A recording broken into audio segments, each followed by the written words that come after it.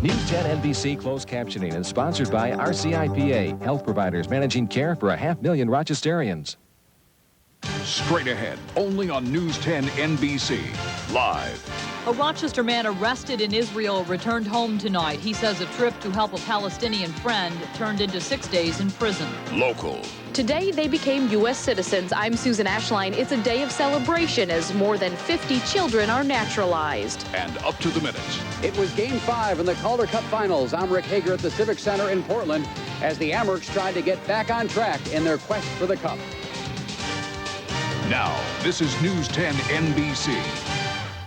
Good evening. A Rochester man arrested and jailed in Israel tonight returned to the warm homecoming of family and friends.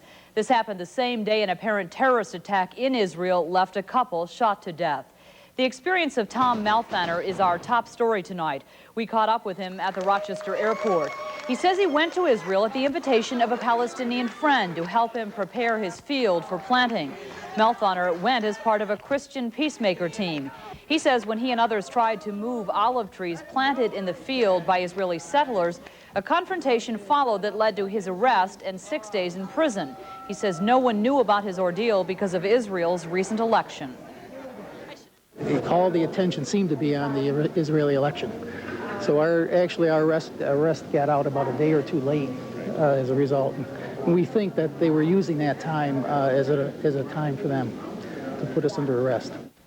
Now, charges against Malthaner were eventually dropped. He says he would like to return to Israel sometime in the future. Israeli police tonight blamed terrorists for the fatal drive-by shooting of an Israeli couple on an isolated country road outside Jerusalem. A baby girl was found in the back seat of the car. She was not hurt. The car slammed into a ditch after being riddled with about 20 bullets fired from a passing vehicle. Police quickly blocked off roads in hopes of catching the attackers. They think Palestinian extremists are responsible. A cargo plane that left the Rochester airport this afternoon made an abrupt return and safe landing after losing an engine. Airport fire officials say the pilot of the Air Transport International plane was told to turn back after reporting that one of the jet's 4 engines died. The DC-8 had just taken off with a cargo of Kodak products and a full load of fuel. As a precaution, the pilot dumped some of the fuel. This is a 4-engine aircraft, but he had just taken off from here, so he had a lot of weight on board, and we didn't know if he'd be able to stop. There were 3 people on board the plane. No one was hurt during that incident. An apparent drowning today in Steuben County took the life of a 24-year-old Hornell man. State police say Walter White was swimming with a 10-year-old in the Canisteo River in the town of Hornellsville. They were in part of the river known as the Ice Box when White had some kind of difficulty and disappeared beneath the surface. Divers found his body a short time later. A deadly crash in Ontario County late last night killed a young Geneva woman. Sheriff's deputies say it happened on Route 364 in Gorham. They say Sean Harrington of Canandaigua passed another car at a high rate of speed, lost control of his car and hit a phone pole. 20-year-old Jennifer Gage died. Another passenger from Geneva, 18-year-old Stephanie Coakley, has improved to fair condition tonight. A third passenger was treated and released. Harrington was not hurt, but he faces several charges, including drunk driving.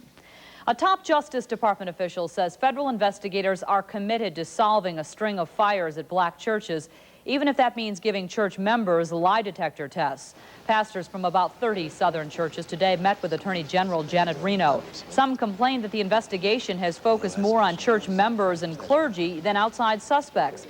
Federal authorities promise a sensitive but vigorous probe. But the point is, we will solve every one of these. And those who are out there who are perpetrating these crimes and have not yet been caught, rest assured we will catch you and we will prosecute you to the full extent of the law. The government is also starting an arson and prevention campaign for churches and setting up a toll-free hotline to take information about the fires. Worshippers in Charlotte this morning gathered at a church where fire Thursday destroyed its historic sanctuary. The regular Sunday morning service at Matthews Merklin Presbyterian Church came after an unused building was burned to the ground. The pastor says the vandals did not destroy the church, they just burned a building. Dozens of Rochester area children today took part in a tribute to Frederick Douglass. Children and their families ended their parade through city streets at Highland Bowl. Several church groups sang for a crowd of about 100. Organizers say the march and tribute are good ways of teaching children about their culture and about a man who played an intricate role